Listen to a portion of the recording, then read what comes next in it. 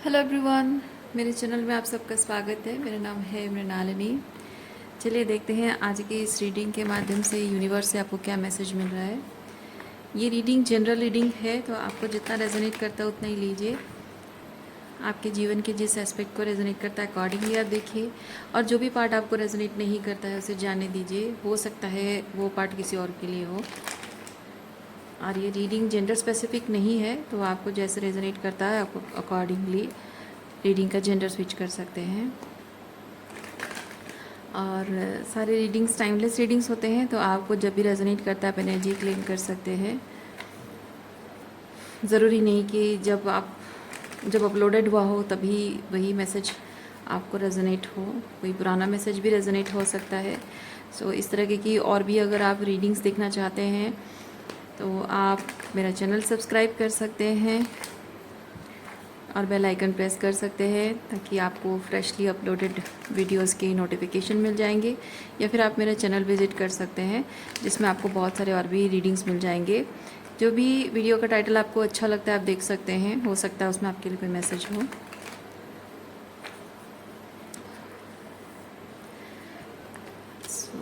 Gratitude के साथ, unconditional love के साथ, सरेंडर की एनर्जी के साथ शुरुआत करते हैं आपकी रीडिंग। देखते हैं आपके लिए क्या मैसेज है।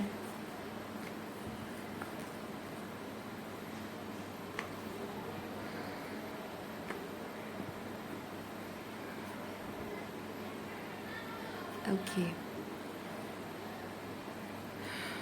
सो इस वक्त आपकी एनर्जी ऐसी हो सकती है कि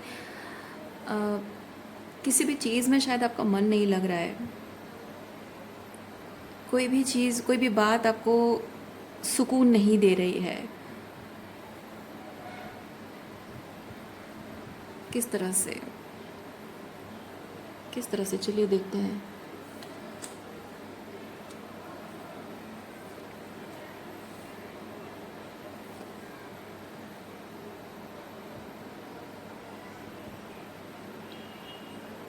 अच्छा, कुछ ऐसा आपके जीवन में हुआ है जो कि आपको, आपने लीप ऑफ फेथ लिया है। कुछ चीज़ें, लीप ऑफ फेथ हम उस चीज़ का लेते हैं जहाँ हम रिस्क टेकिंग होता है, राइट। तो यहाँ कुछ रिस्क टेकिंग आपने किया है, ऐसा काम कुछ किया है, लेकिन वो रिस्क लेना, उस वक्त जो आपने रिस्क लिया था वो उस वक्त आपको बहुत जस्टिफाइड लग रहा था, सही लग रहा था। लेकिन अभी ऐसा है कि उस बात के रिलेटेड आपको किसी ना किसी तरीके का गिल्ट है कि मुझे शायद ये रिस्क नहीं लेना चाहिए था, शायद मुझे ये चीज़ नहीं करना चाहिए था, या फिर शायद मुझे कुछ बेहतर तरीके से चीज़ें संभालने की ज़रूरत थी। ओके, थोड़ा सा और क्लैरिफाई करते हैं क्या है। ओह, आपने जिस भी मामले में लीप ऑफ फेथ लिया है वो बहुत ही ट्रांसफॉर्मेटिव है, क्योंकि ये पेन को रिप्रेजेंट करता है, अल्टीमेट पेन। बहुत कुछ ऐसी सोल शॉकिंग एक्सपीरियंसेस या ट्रुथ, सोल शॉकिंग कुछ ऐसे ट्रुथ बाहर निकले हैं आपके रिश्तों के बारे में, आपकी रियलिटी के बारे में, आपकी शायद आपकी एग्जिस्टेंस के बारे में, आपके अपने जन्म के बारे में, कुछ भी चीज़ को लेकर। और वो जो ट्रुथ है वो बहुत पेनफुल है, या फिर आपके रिश्तों के बारे में भी हो सकता है, तो बहुत पेनफुल ट्रुथ है। तो ये जो सच बाहर निकल कर आया है, इसके बाद जाहिर सी बात है कि आपको ये ओल्ड और न्यू दोनों के बीच एक एक हाथ से ग्रैब करने की कोशिश और एक पैर से ग्रैब करने की कोशिश।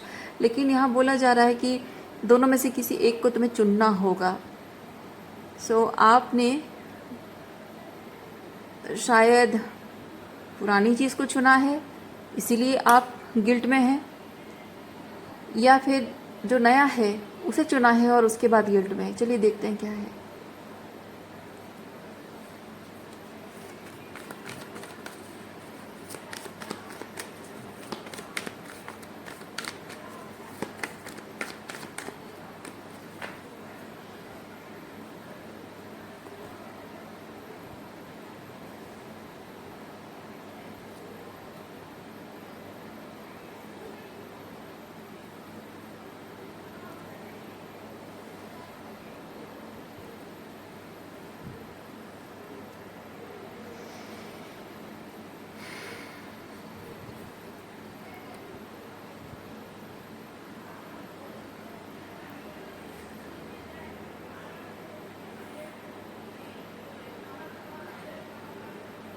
जो भी आपने जो भी आपने पीछे छोड़ा है, जो भी आपने पीछे छोड़ा है। अच्छा, मुझे दो टाइप की एनर्जी क्यों फील हो रही है? कुछ लोगों के लिए मुझे लग रहा है कि जो भी पीछे छोड़ दिया आपने और नए को चुना है, तो वो पीछे छोड़ने वाली चीज़ बहुत हीलिंग मांग रही थी, यानी कि बहुत कुछ टॉक्सिक था। और आप में से कुछ लोग हैं जो नया कुछ आपके जीवन में आ रहा था, अपने अतीत के लिए, अपने पास्ट रियलिटी के लिए आपने नई चीज़ को छोड़ने का लीप ऑफ फेथ लिया है। पर नया चीज़ जो है वो बहुत हीलिंग लेकर आया था, और तब आपको वो चीज़ समझ में नहीं आया, उसके स्पिरिचुअल पर्सपेक्टिव आपको समझ में नहीं आया, क्योंकि आपकी रियलिटी में वो जो नया कुछ आया था वो कहीं फिट नहीं बैठता था। लेकिन अब कुछ ऐसी चीज़ें हुई हैं आपकी लाइफ में जिसकी वजह से आपको एपिफेनी, रियलाइजेशन हो रही है, बहुत ही हार्श अवेकनिंग आपकी हो रही है, जिससे आपको समझ में आ रहा है कि ये जो कुछ भी मेरे लाइफ में आया था और मैंने उसे लात मार के भगा दिया है, वो मेरे भले के लिए था।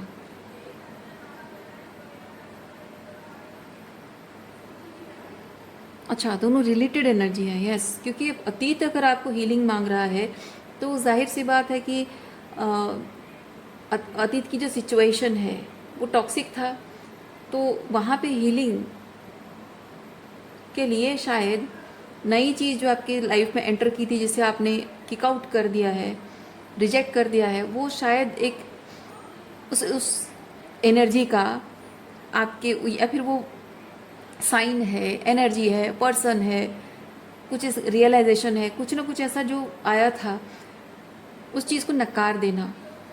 गलत साबित हुआ है। एक्चुअली वो आपकी इसी इनिशिएशन के लिए आया था, इसी ट्रांसफॉर्मेशन के इनिशिएशन के लिए, आपकी हीलिंग के इनिशिएशन के लिए आया था। अगर वो चीज़ या पर्सन नहीं आता आपकी लाइफ में तो आपकी हीलिंग इनिशिएट नहीं हो पाती। आपको पता नहीं चल पाता कि आपकी पीठ पीछे, यहाँ ये पीठ पीछे धोखा देने वाला है, खंजर भोंकने जैसा है, ठीक है, पीठ में खंजर भोंकने वाली एनर्जी है। तो आपकी पीठ पीछे आपकी बुराई करने वाले, आपका गलत चाहने वाले, या आपके माध्यम से अपना स्वार्थ साधन करने वाले ऐसे लोग हैं आपकी रियलिटी में, जिनको आप देख नहीं पा रहे थे, ठीक है, आप देख नहीं पा रहे थे, आप उन्हें अपना समझ रहे थे।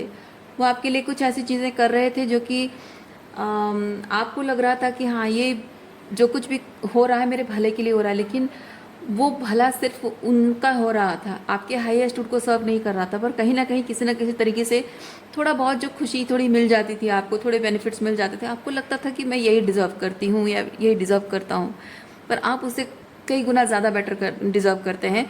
तो ये आपके हाईएस्ट गुड को सर्व करने वाली चीज़ नहीं है। हाँ, कुछ तरीके से सर्व किया होगा, पर हाईएस्ट गुड को सर्व करने वाली चीज़ नहीं है। तो ये रियलाइजेशन हिट हो रही है आपको, या आप किसी से डील करते हो, ये उनकी एनर्जी हो सकती है। सो आपको जैसे रेजोनेट करता है वैसे देखिए।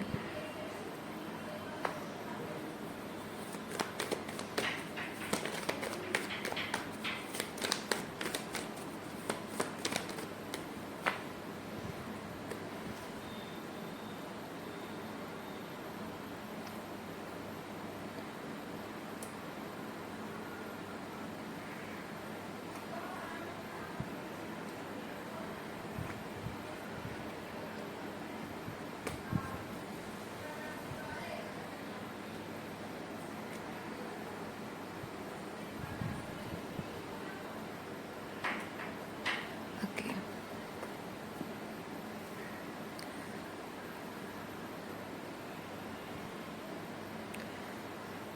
जो भी हो रहा है आपके हाईएस्ट गुड के लिए हो रहा है।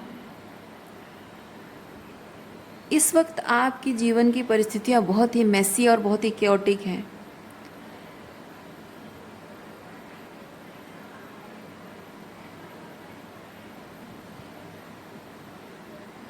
जो भी लेकिन हो रहा है अच्छे के लिए हो रहा है।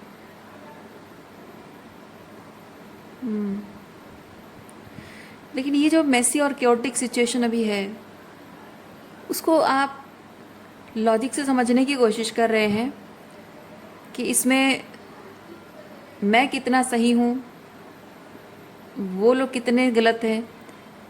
उनमें कहीं ना कहीं आपको अपनी गलती भी दिखाई दे रही है। फिर कहीं आप सोचते हो कि मैं कितना गलत हूँ और वो कितने सही हैं। तो इसमें कन्फ्यूजन क्रिएट हो रहा है। आपको ये चीज़ लगता है कि अगर मैंने एक लीप ऑफ फेथ लिया और कुछ रिश्तों को मैंने पीछे छोड़ा है, तोड़ दिए हैं कुछ रिश्तों के धागे तोड़ दिए हैं, तो ज़रूरी है कि सारी गलती उनकी हो और मैं राइट हूँ। पर ऐसा नहीं होता है। कुछ गलतियाँ हमारी भी होती है, कुछ उनकी भी होती हैं। मैटर ये, मतलब इम्पॉर्टेंट मैटर ये नहीं है कि कौन कितना सही और कौन कितना गलत है। इम्पॉर्टेंट मैटर ये होता है कि आप जिस भी रियलिटी को छोड़ रहे हो पीछे, वो आपके हाईएस्ट रूट को सर्व करने वाला नहीं है, वो वाइब्रेशनल अलाइनमेंट नहीं है। आप उस सिचुएशन में फिट इन हो पाते थे, लेकिन अब आप आउटग्रो कर चुके हो, इसीलिए अब उसमें आप और वो जो लोग हैं एक साथ नहीं चल सकते हैं, एक साथ नहीं रह सकते हैं। क्लैशेस होते रहेंगे, बिलीफ सिस्टम की क्लैशेस होते रहेंगे। इसीलिए ऐसे रिश्तों को उनके हाल पे छोड़ देना सही होता है। एक तरीके का फोर्स होता है कि ये रिश्ता मेरे लिए मायने रखता है और मैं किसी भी तरह से इसको निभाऊंगी। लेकिन जब आप उनके लिए जो एफर्ट्स कर रहे हो, वो उनकी कदर नहीं करते हैं। आपका प्यार जिस तरह से आप एक्सप्रेस करते हो, उसकी कदर नहीं करते हैं। आपकी फीलिंग्स की कदर नहीं करते हैं। आपकी प्रेजेंस को अगर वो कहीं खो दें, आप एब्सेंट हो जाओ उनकी ज़िंदगी में, गायब हो जाओ कहीं से, परवाह नहीं करते हैं। आपकी फीलिंग्स की परवाह ना करना, उसकी वजह से रिश्ते टूट जाना, उससे उनको फ़र्क नहीं पड़ता है। तो उस वक्त आप अगर सोच रहे हैं कि मुझे इस रिश्ते को हर हाल में मेंटेन करके रखना चाहिए, बचाना चाहिए, तो उसका मतलब ये है कि आप सिंगल हैंडेडली सब कुछ करना चाह रहे हो। लेकिन रिश्ते सिंगल हैंडेडली नहीं निभते हैं, दो तरफा एफर्ट्स होने ज़रूरी होता है। तो इसलिए जब आपके मुट्ठी से रेत फिसल कर निकल रही है, तो वो निकल जाना सही है, वो डेस्टिनी में है, वो ज़रूरी है, वो होना ही है, तो होने देना। ठीक है, लीप ऑफ फेथ लेना, लेटिंग गो, सरेंडर करना ज़रूरी है।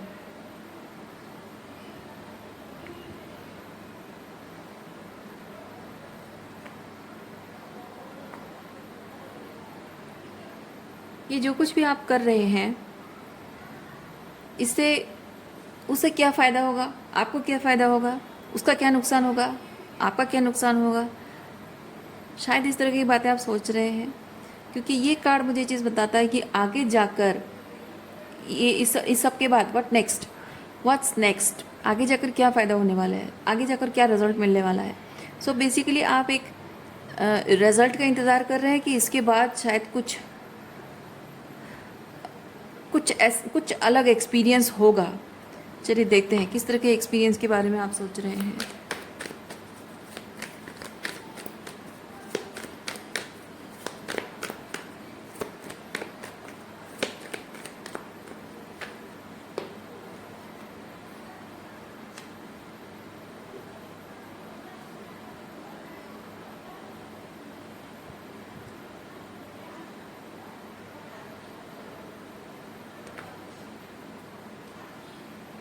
जिस प्यार और अपनेपन के लिए, जिस प्योर लव के लिए आपने ज़िंदगी भर इतनी मेहनत की, पर आपको हाफ हार्टेड लव मिला है, ट्रू लव या फिर 100% उस पर्सन का प्यार और कमिटमेंट आपको नहीं मिला है।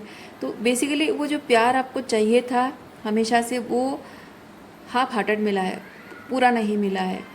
तो आपको ये चीज़ लगता है कि ये सब सारे रिश्ते जब आप लेट गो करते हो और ये ट्रांसफॉर्मेशन जो हो रहा है उसे एक्सेप्ट करते हो, उसके बाद आपके लाइफ में ट्रांसफॉर्मेशन ये है कि आप ये उम्मीद कर रहे हो कि ये जो रिश्ते हैं ये ख़त्म होने के बाद, इन्हें लेट गो करने के बाद आपके जीवन में मतलब ट्रांसफॉर्मेशन क्या होता है, डेथ देन रीबर्थ। तो एक रिलेशनशिप की डेथ होती है तो नए रिलेशनशिप की रीबर्थ हो रही है। तो आपको ये चीज़ लग रहा है कि जब रिलेशनशिप एंड हो रहे हैं तो कुछ बेहतर रिलेशनशिप एक्सपीरियंस करने का मौका मिलेगा,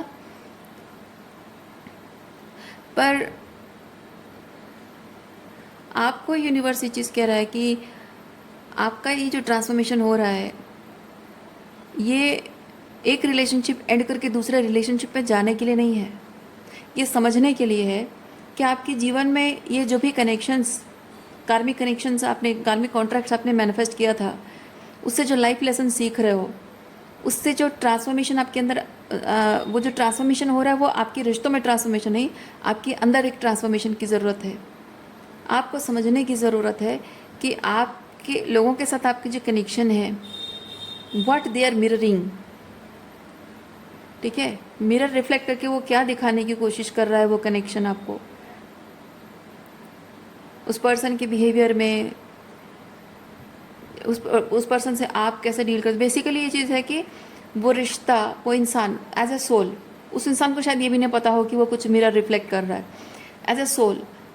तो ये रिश्ते में वो जो लोग हैं ये क्या मिरर रिफ्लेक्ट करके आपको ये सोल्स दिखाने की कोशिश कर रहे हैं जो आप नहीं देख रहे हो, और आप सिर्फ एक तरफा डिसीजन ले रहे हो कि इधर उसे दोनों में से किसी एक को, आई मीन टू से दोनों में से किसी एक को राइट होना चाहिए, दोनों में से किसी एक को रॉन्ग होना चाहिए, जो कि नहीं है।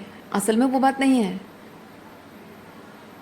असल में ये चीज़ है कि आपको बस यही देखना है, समझना है कि आपके जो भी सोल कॉन्ट्रैक्ट्स हैं वो क्या मिरर रिफ्लेक्ट कर रहे हैं और आपको आपके ही अपने अंदर ट्रांसफॉर्मेशन के लिए पुश कर रहे हैं। सो ये एक रिश्ता तोड़कर दूसरे रिश्ते में जाना नहीं, बल्कि अपने ओल्डर वर्जन को छोड़कर नए न्यूअर वर्जन में जाना, अपने ऑथेंटिक वर्जन में आना। That is the transformation happening, not outside, inside you, not without, with in. इसलिए ये रीडिंग आपको बता रही है कि अब कौन सही है, कौन कौन कितना सही है, कौन कितना गलत है, या कौन सही है कौन गलत है, किसको ब्लेम करना चाहिए, किसको कॉम्प्रोमाइज़ करना चाहिए, किसको झुकना चाहिए, किसको जाकर माफ़ी मांगनी चाहिए, किसको आगे बढ़कर इनिशिएटिव लेकर चीज़ों को सही करनी चाहिए। ये सब सोचना अब बेमाने है, मीनिंगलेस है।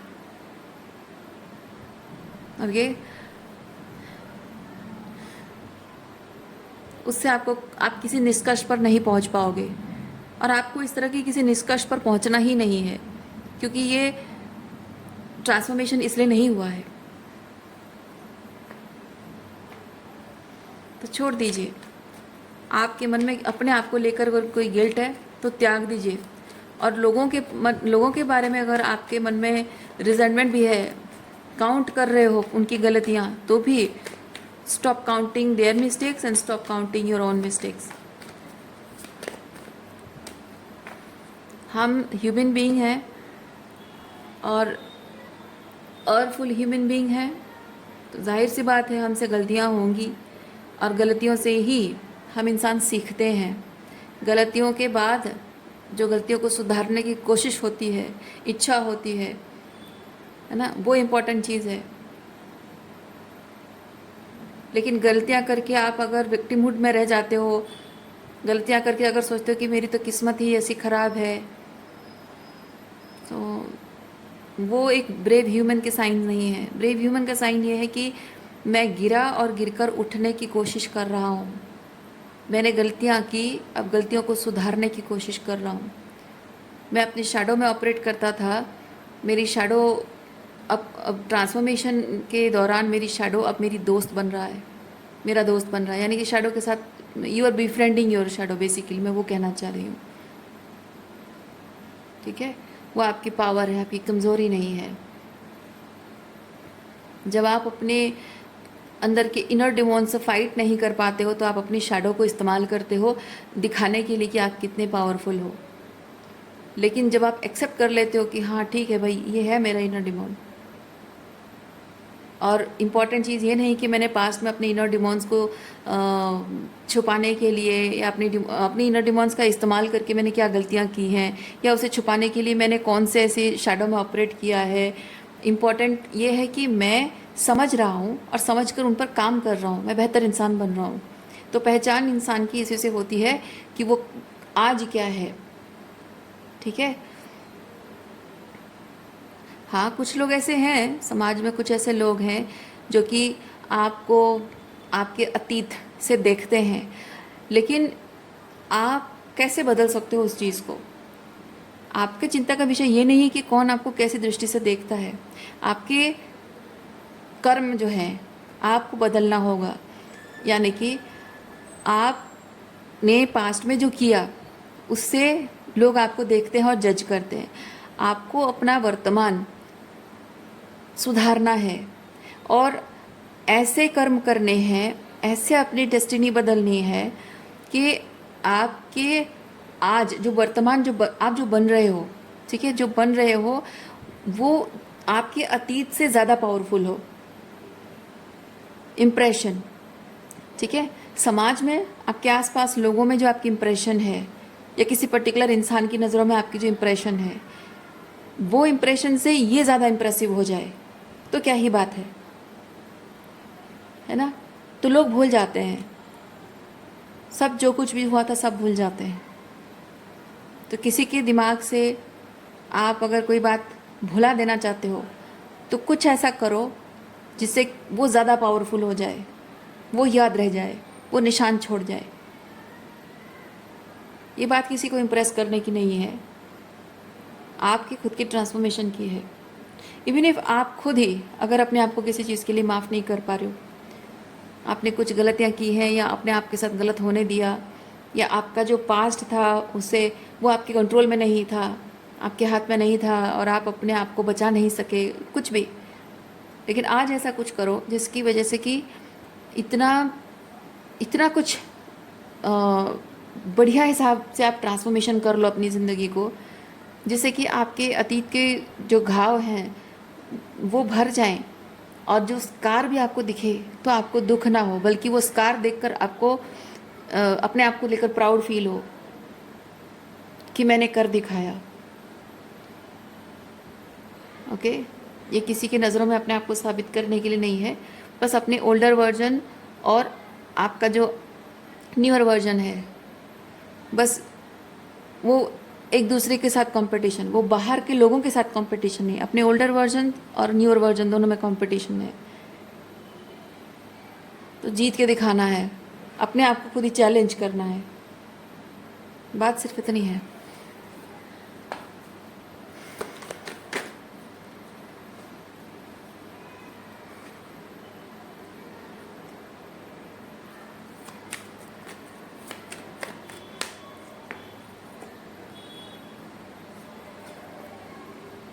आप अपने आप को जिस दृष्टि से देखते हो दुनिया आपको उसी दृष्टि से देखेगी।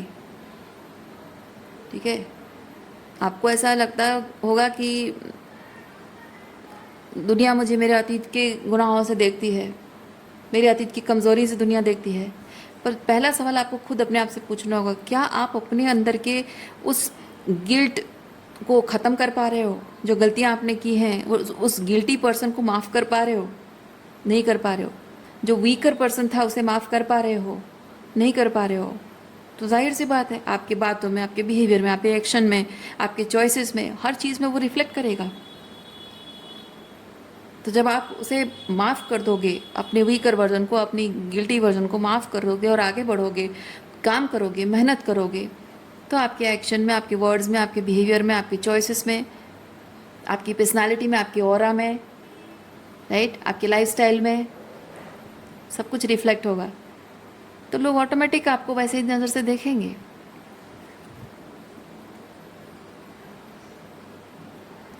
सो रीडिंग मैं यहीं पे रखती हूँ। उम्मीद करती हूँ इस रीडिंग से आपको कुछ क्लैरिटी मिली हो। मैं आपको नेक्स्ट रीडिंग में मिलती, इतना ख्याल रखिए, खुश रहिए, बाय।